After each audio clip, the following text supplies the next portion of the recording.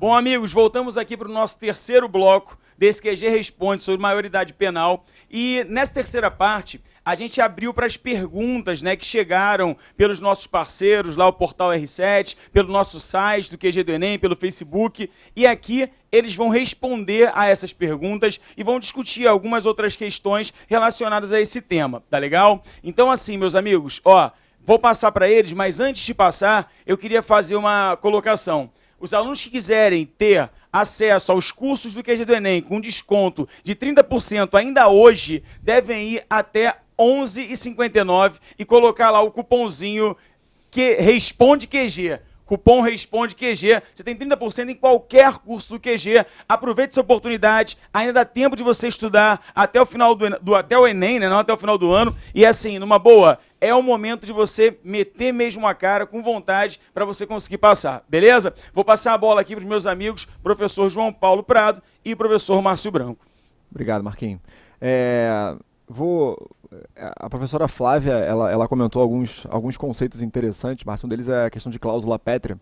Eu sei que o nosso público é um público de ensino médio, assim, mas eu acho bem legal que você já entenda esses conceitos e dá para entender muito fácil. Tem uma historinha que é uma das histórias mais legais de todas, que é do Stephen Holmes, que ele fala que é a história do Pedro bêbado e Pedro sóbrio. Viu que essa história? Não. A história é a seguinte: Pedro chega na boate, chegou lá na night, vou adaptar para nossa realidade hoje, para o nosso público aqui, né? Mas chegou na boate, Pedro, vai beber muito, ele adora beber, né?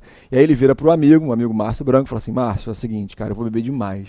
E como eu vim dirigindo, eu vou entregar a chave do meu carro na tua mão. E assim, cara, haja o que houver, aconteça o que acontecer, não me devolva essa chave, porque eu tenho certeza, depois que eu ficar muito doido, mas muito doido, certamente eu vou querer essa chave de volta. E não dá outra. Pedro fica doidaço, mas doidaço. E aí Pedro consegue aquela mulher dos sonhos, mas é única, é oportunidade única, e a mulher fala que só vai sair com ele com o carro. Mas ele tem que ter o carro, e aí o que ele faz? Ele volta no amigo Márcio e fala: Márcio, quero minha chave de volta. Quero minha chave de volta, cara. E o Márcio fala: não, você sóbrio me disse pra eu não te entregar a chave, agora eu não vou te entregar a chave de jeito nenhum. E aí o Pedro fica muito irritado, mas ele fala: cara, esse é meu direito de propriedade, o carro é meu, me devolve agora, você não tem o direito de me tolir do meu carro, de jeito nenhum. E isso é um momento de comoção, né? E a sociedade vive desse momento de comoção. Então imagina um jovem lá que estrangulou. Quando você olha isso, dá uma raiva muito grande, né? E aí nessa raiva é natural que a população ela fique ali, na grande maioria, sim, instigada a promover grandes alterações constitucionais e promover alterações legais e tudo mais. Mas não necessariamente esse momento de comoção é um momento de lucidez da população. Sim, alunos do QG do Enem, sim, vocês entregariam a chave para o Pedro? Não fala que sim, não, pelo amor de Deus, eu sei que a causa é nobre, ele arruma uma mulher, mas não, a resposta é não. Então, inclusive eu ia levar a mulher comigo. Leva embora, porque você não bebeu, né? Exato. Então, tem um ponto aí, e é para isso que servem as cláusulas pétreas. Cláusulas pétreas, basicamente, são aquelas cláusulas que a Constituição não permitiu alteração. São cláusulas tão fundamentais, mas tão importantes, que pode ser 99% da população pode querer aquilo. Para alterar uma cláusula pétrea, vai ter que acabar com a Constituição, vai ter que acabar com o ordenamento jurídico, vai ter que trocar. Um novo marco constituinte, um novo poder originário vai ter que ser instaurado. Então, eu acho que a questão do Pedro bêbado, ela ilustra um pouco isso, né? E olha só, nem estou afirmando aqui que a maioridade penal aos 18 anos é uma cláusula pétrea, não é? Depois a gente está para debater isso. Inclusive tem alguns ministros. O Congresso Nacional, Marquinhos, o Congresso Nacional, ele foi esperto pra caramba, porque o ministro da STF, ele é indicado pelo presidente da República e ele é sabatinado pelo Congresso. E o Congresso, por várias vezes, usava essa pergunta pro ministro. Perguntou para um monte deles. Luiz Roberto Barroso, você acha, um dos últimos a serem sabatinados, você acha que a redução da maioridade é inconstitucional? Barroso foi malandro, meio que... Eu acho que o Congresso pode deliberar sobre isso, não falou exatamente, mas hoje nós temos vários ministros que já afirmaram que não é cláusula pétrea. Quem dera o Eduardo Cunha fosse burro. Não, Eduardo Cunha não é nada burro. Depois a gente fala um pouco de manobra aqui, mas ele não é nada burro, né? Então, sim, o que é cláusula pétrea por conceito? Cláusula pétrea são aquelas cláusulas constitucionais que, em tese, não podem ser modificadas. Hoje o direito até evolui um pouco isso, a gente entende que pode ser modificada, por exemplo, uma garantia pétrea pode ser ampliada. Hoje alguns até entendem que pode ser reduzida, a gente conseguiria até conversar da redução da maioridade penal, mas esse é o conceito importante de cláusula pétrea que eu queria passar para vocês. Posso falar uma coisa rápida? Fica à vontade. Eu vou voltar àquela pergunta que eu fiz a vocês. Vocês de 17, 18, 19, 16 anos, quando enfrentam um problema grave, com o que vocês sonham? Com o Collor. Aos 16 anos, você pode dizer que alguém está preparado para responder pelos seus atos? Sim. Aos 14 também. Aos 12 também. E antes que nós pensemos o seguinte, mas essas crianças que fazem mal, elas não são maltratadas.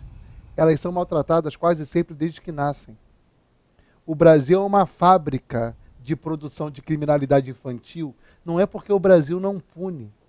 É porque o Brasil, ele apesar de ter um PIB que há 3 décadas é extremamente alto, por mais que o Brasil venha crescendo absurdamente, o Brasil ele estava no mapa da fome até ontem. Então, uma coisa interessante, vou contar. Existe um jornalista, historiador do início do século, chamado João do Rio, e ele falava que o carioca tinha a gingado da sua rua. Aí eu falo para os meus alunos em sala, para que o norueguês vai ser esperto? O norueguês ele já nasceu com escola pública de qualidade, saúde pública de qualidade. Ele não desenvolve a necessidade de tirar a vida do nada, porque ele tem tudo. O carioca não é esperto porque é geneticamente esperto. O meu filho é muito menos esperto, galera, vai por mim, do que uma criança de rua. Ontem eu conheci o Jorge, numa esquina da freguesia, quando eu estava indo para casa. O Jorge tem 7 anos e a mãe dele me parou no sinal e eu não dou dinheiro para ninguém na rua, obviamente, porque isso contribui para uma série de malefícios às crianças, mas eu vi o Jorge rindo. E eu parei o carro e fui lá conversar com o Jorge, que era filho dela. O Jorge é extremamente esperto. O Jorge me abraçou, conversou comigo, etc e tal. Só que o Jorge estava sem camisa, descalço, no sinal.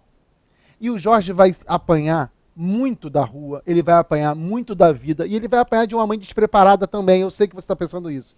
Mas você está pensando assim, então a culpa é dela. Deixa de ser bobo, rapaz. Não adianta culpabilizar a família. É que o Estado brasileiro não age. O Marcos Vinícius, João Paulo, ele mandou uma pergunta direta. Quais os benefícios e os malefícios que a redução da menoridade traria? Para mim, o grande benefício que ela traria é eu vou começar a punir mais cedo. Sabe qual é o grande malefício? Depois o João discorda ou concorda. O grande malefício é o Brasil comprou a ideia de que reprimir mais cedo resolve o problema, enxugar gelo. Se reprimir cedo resolvesse o problema, os Estados Unidos não seriam um país que é. Branco, assim, vamos ser muito prático aqui, e eu queria reiterar isso diversas vezes, né? Vamos supor que um jovem de 17 anos tenha cometido um ato que a gente classifica como homicídio, né? O que acontece é que o ECA classifica isso que a gente chama de crime pelo Código Penal como um ato infracional. Mas basicamente é a mesma coisa, tá? É a mesma coisa. Se uma pessoa comete um homicídio lá, ela vai ficar presa durante 12 anos. Estou chutando aqui a grosso modo, adulto, 12 anos. Não acreditem nessa história, isso é juridicamente incorreto, que esse jovem que cometeu esse homicídio, ele vai no dia seguinte estar solto. Porque não vai. O que acontece é que o ECA ele tem uma limitação de penas. Ele vai sofrer uma pena de 3 anos. Isso. Ele vai ficar 3 anos preso. Tá? A gente pode chamar de outras coisas, medida sócio, detenção, mas tá preso, ok? E assim, tem um ponto importante. Pegar um jovem de 16 anos e colocar ele para ficar preso durante 12 anos numa penitenciária, é acabar com o futuro dele. Acabar com a vida dele. Assim, a expectativa de vida de um chefe do tráfico, malandro, cheio de influência, dentro da cadeia, já é muito baixa. Aí você vai colocar esse aluno, então, esse jovem lá. Então, assim, não acredite nessa história de que não existe justiça. Na verdade, o que o ECA traz é que 3 anos é um limite. É um limite por quê? Porque a gente tem que entender que em 3 anos a gente consegue reeducar. Uma punição já razoável, gente. Um jovem ficar 3 anos. Mas ele cometeu um crime gravíssimo, um ato infracional horroroso. É verdade, ele pode ter cometido, mas ele não vai no dia seguinte sair ileso. Não vai. O percentual de jovens internados, ainda que nós não trabalhemos esse jovem lá dentro, a reincidência lá é menor do que a reincidência dos adultos quando presos em instituições normais. Menor. Não é à toa que eles até querem planejar uma instituição diferenciada para que esses jovens fiquem. É mais aquele debate que a que a gente já entrou anteriormente, né? Então, assim, qual é a diferença prática para você? Se hoje fosse aprovado nos modelos como eles estão pensando, primeiro a gente ia ter que repensar o ECA, ter que repensar uma série de aspectos, adaptar o próprio Código Penal, mas a diferença é essa. Um jovem de 16 anos, ele iria, por exemplo, a um tribunal de júri, tal como um adulto. Ele poderia ficar muito mais tempo preso numa penitenciária diferente. Então, seria uma punição diferente, enquanto que o limite de um lado seria 3 anos, no outro lado ele poderia pegar 12 anos, ou com qualificadores até 30 anos. Eu vou te passar a pergunta da Mariana Ferreira, mas deixa eu só colocar uma coisa. Num artigo que eu escrevi aí, uma revista de jurisprudência, não sei o que, criminal, eu falei o seguinte, que o Brasil abdicou de fazer uma instituição preventivo-correcional, e hoje o Brasil tem, hoje eu falei desde a década de 1980, o Brasil tem instituições de reclusão. Eu te excluo da sociedade porque você faz um mal para mim, e eu suponho que a tua exclusão pura e simples para mim já é boa.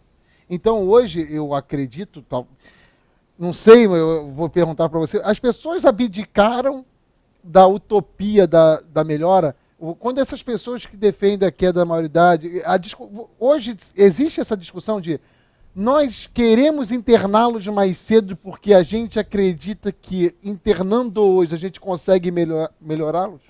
Eu não acredito não nisso. Assim, é até interessante que acho que o direito ele nem está pensando tanto isso, né? Ele delegou isso um pouco mais para a sociologia, a antropologia, a história colabora muito com isso, mas de fato eu não acredito. Antecipar a punição não é isso, até porque a gente não consegue, né?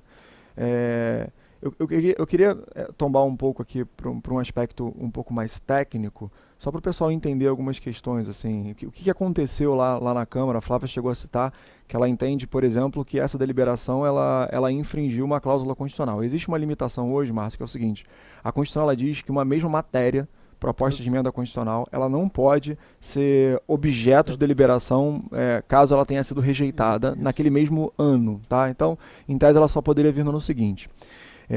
Aí foi uma grande manobra. Do Eduardo Cunha. Política. O que foi essa manobra do Eduardo Cunha? Tá? Ele, quando apresentou na quarta-feira, ele apresentou o que a gente chama de substitutivo ao projeto. Ou seja, ele apresentou uma espécie de proposta de modificação do projeto. A proposta de modificação do projeto ela foi rejeitada. Então, se a proposta foi rejeitada, em tese, o projeto original poderia ter voltado. Uhum. Essa grande, em tese. Esse é o grande debate. Sim, juridicamente, eu acho que tem até saída, tá? Agora, moralmente, politicamente, ficou muito feio. É muito feio você ver que no dia seguinte houve um debate que a sociedade inteira, muitos congressistas entendiam que seria o mesmo debate, apenas retirando o tráfico de drogas ali, como um crime que haveria redução da maioridade ou não, e a sociedade parte comemorou, parte dos comemoraram, outros até foram embora, a maioria parou a deliberação, e aí o Eduardo Cunha conseguiu aprovar. Então, assim, juridicamente eu acho que tem escapatória, não acho que o STF vá controlar esse ato, não sei se foi um ato de fato inconstitucional, é muito difícil mexer no que a gente chama de ato interna corporis, que são os atos dentro da própria instituição da Câmara, mas é imoral, assim, é feio. Que é imoral, é imoral. A Elaine Silva, ela mandou uma pergunta assim: o objetivo da prisão de um indivíduo que pratica um crime é a punição, a recuperação ou apenas o isolamento do restante da sociedade? Se apenas servir para isolar, o indivíduo não se recuperará e teremos que arcar com os custos de seu aprisionamento para sempre? Isso eu posso te responder. Olha só, a teoria jurídica, quando pensa em criança, ela difere muito do adulto, porque se parte do pressuposto de que um ser em formação, ele é capaz de sofrer uma ação do meio, nesse caso a instituição preventiva na qual ele foi internado, e daí ele vai melhorar. Só que essa crença, hoje, ela está cada vez mais nos países desenvolvidos caindo em desuso. O que acontece? Notou-se o óbvio, que quando você amontoa centenas de crianças que já delinquiram dentro de uma mesma instituição, a tendência é que haja problemas. Então, o que se faz na Bélgica, o que se faz na Alemanha atualmente? Eu pego famílias que têm menos recursos financeiros e elas passam a arcar com a educação dessas crianças em troca de uma contribuição financeira do Estado. Tá? Isso faz com que o relacionamento dessas crianças com as famílias se torne mais próximo e supostamente funcione melhor. Por que eu estou falando supostamente? Gente, porque isso está em andamento hoje. E como historiador, eu não posso afirmar que está dando certo porque os números ainda não acabaram. Tá? Mas esse é o caminho hoje. Nos Estados Unidos, não. Eles continuam internando crianças em instituições para elas, porque quando não as aprisiona como adultos, que também ocorre, né? Porque eles têm uma tradição muito mais darwinista, uma perspectiva mais individualista e mais punitiva. Né? Tem um aspecto interessante nos Estados Unidos também, que acho que é um futuro debate no Brasil, que é o próprio processo de privatização das penitenciárias. Né? Eu acho que essa é uma próxima etapa, porque vai começar a colocar cada vez mais jovens em penitenciárias, um pouco diferenciados em relação ao adulto, mas são penitenciárias. Hoje, a Flávia falou isso, tem 200 mil pessoas, assim, o excedente é de 200 mil pessoas em penitenciárias, pelo menos, esse número deve ser muito maior. Mas assim, qual é a solução então? Privatiza. Privatizar a penitenciária é um outro debate muito grande aqui, mas é quase que reinstituir um trabalho escravo, né? Porque quem é que sustenta a penitenciária? É o preso. Aí você vai trocar ano de punição por trabalho dele, ele vai trabalhar em troca de punição, não remuneração. Esse é um outro aspecto. Então, nos Estados Unidos, eles conseguem solucionar isso a partir da privatização de alguns presídios. No Brasil, a gente não chegou lá ainda, mas a tendência é que a sociedade espere e aí o próximo debate vai ser esse, né? E aí tem gente pensando em casa, mas aí pelo menos ele vai trabalhar para garantir a liberdade dele.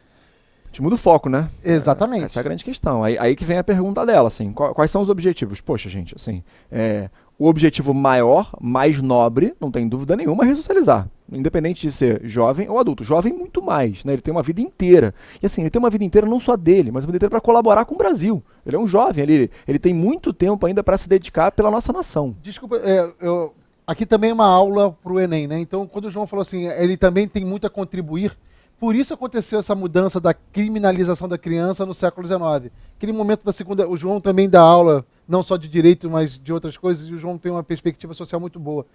Aquela segunda revolução industrial, o crescimento absurdo, holding, trust, cartel, o capitalismo crescendo, a burguesia precisando cada vez mais ter mão de obra qualificada e especializada, aí eles notam a importância da criança e começam a agir para criar uma criança sadia. E nesse processo que eu crio uma criança sadia, automaticamente eu vou criar uma criança não sadia e ela vai ser objeto do processo jurídico. Só que hoje, no Brasil, ninguém está discutindo nada disso. Eu só estou com a faca no dente, com sangue nos olhos, querendo fazer uma revanche contra aquela criança que me agrediu. E olha só, antes que alguém que não me conheça pense, mas você é um defensor porque você nunca sofreu. Gente, eu fiquei fazendo pesquisa lá dentro, anos. Eu sei que tem criança que se tornou bicho. Só que eu não me deixo enganar. A minha pergunta que eu nunca deixo de fazer é, por que ela virou bicho? Ela nasceu bicho? Ela nasceu contra a mãe? Ela cuspiu na enfermeira quando nasceu? Ela violentou a criancinha no berçário? Não, ela foi se tornando uma pessoa difícil, com outros dogmas, com outras culturas, porque a sociedade não deu para ela um certo arcabouço. Ninguém quer discutir isso. Eu só quero discutir a punição. E você que é advogado, você que tem que defender o processo jurídico, você sabe, o jurídico ele não responde a todas essas demandas. Ninguém está preocupado nesse momento com isso. Branco, ninguém conhece o ECA. As pessoas querem mudar e ninguém conhece o ECA. Obrigado. Esse é um dos pontos mais importantes, né? Quando um menor comete um ato infracional e ele levanta a mão dizendo sou de menor para o policial, achando que ele vai ficar liberado no dia seguinte, cara, o próprio menor sabe disso. Então, assim, se a gente já instruísse os menores, quer punir, mas antes de punir, pelo menos faz uma campanha dizendo, olha, existe um modelo de punição existente hoje. Menor, se você praticar esse ato, você pode ficar até 3 anos no modelo de prisão. Isso vai acontecer. E tem uma história, Branco, que é uma história relevante, assim, sob o ponto de vista social. Para mim, uma das histórias mais impactantes de todas, que é um jovem entrevistado. Esse jovem, ele era aviãozinho na favela, aqui no Morro do Macaco, aqui no Rio de Janeiro.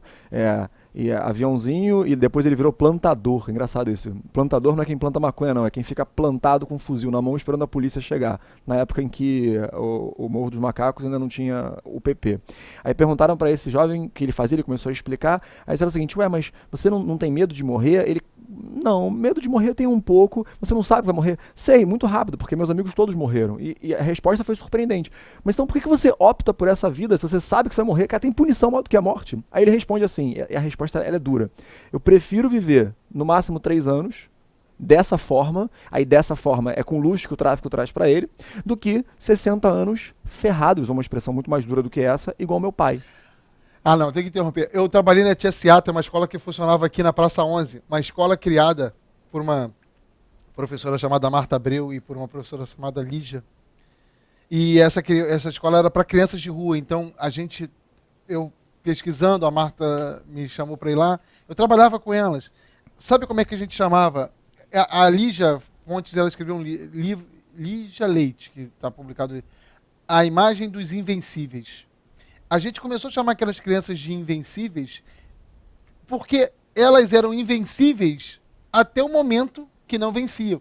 Então a rotatividade das crianças na escola era colossal, não só porque a rua as afastava, mas porque muitas morriam. E é uma coisa muito interessante, cara, e muito triste. E os meus alunos já cansaram de ouvir essa história. Perto do lugar onde minha mãe mora, existe um grupo da LBA, que são para encontro de terceira idade, idosos e tal, jogam carta, pegam alguém, jogam sinuca e tal. Aí, quando um daqueles idosos morre, houve um acordo tácito, para quem não sabe, acordo tácito é um acordo não dito.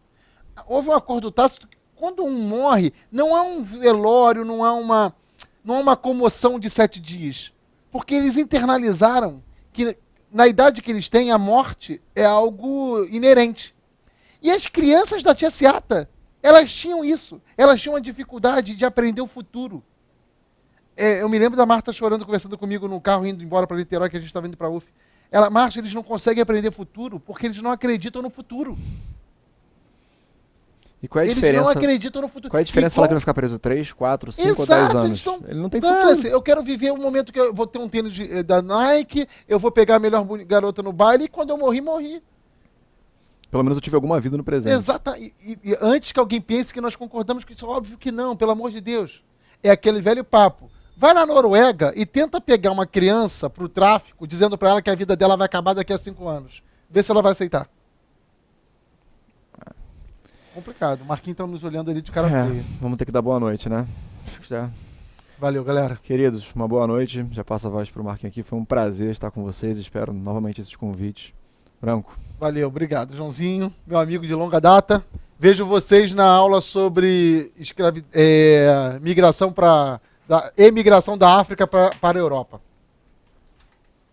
Bom, amigos, acho que o debate foi muito construtivo.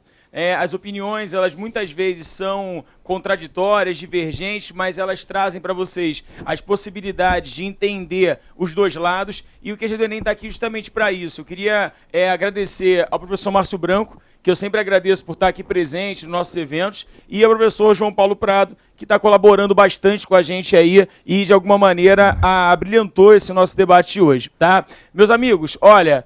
foi um prazer estar aqui com vocês. O QG vai continuar contigo. A gente tem uma série de aulas ao vivo aí até o Enem. A gente vai ter aulas como a dose dupla que o Márcio Branco vai fazer aqui com o professor Aquiles sobre a imigração dos africanos e asiáticos para a Europa, tá?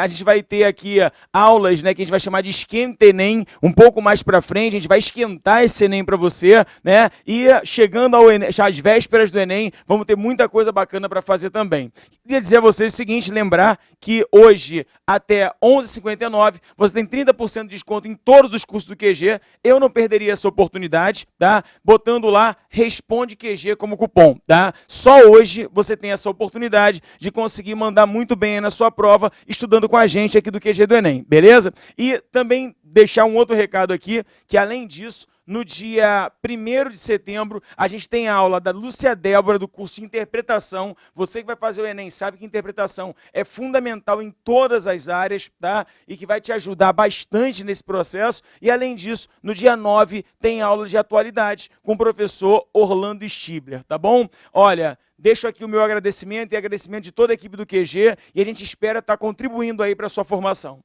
Falou? Um grande abraço, tchau, tchau, até a próxima.